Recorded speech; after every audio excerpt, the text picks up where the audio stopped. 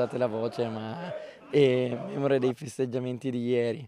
È stata una giornata bellissima, ci godiamo e ci prendiamo tutti i festeggiamenti, come ieri sera è stato stupendo con i tifosi.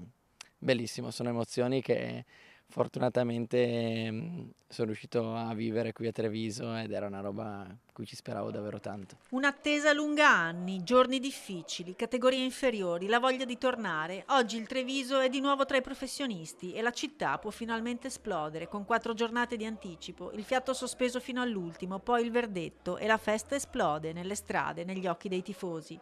Questo è un gruppo giovane, affamato, cresciuto partita dopo partita. Il gol che vale la promozione porta la firma di Tommaso Brevi, 24 anni, tra pochi giorni. È stato uno spettacolo ieri, è stata proprio una giornata perfetta, emozioni fortissime, che giochiamo per questo, che vogliamo vivere.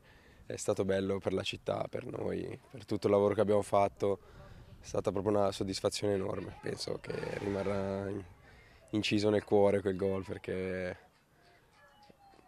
sì, perché è stato fantastico, è stato bello, proprio emozionante, molto emozionante. Ma questa non è solo una promozione, è una rinascita e da qui il Treviso vuole tornare a sognare davvero. Penso che il momento più difficile sia stato nelle ultime 2 settimane, dove insomma non sono arrivati i risultati e neanche le prestazioni, che comunque le altre 2 sconfitte che c'erano state nel girone d'andata erano arrivate comunque dopo buone nostre prestazioni.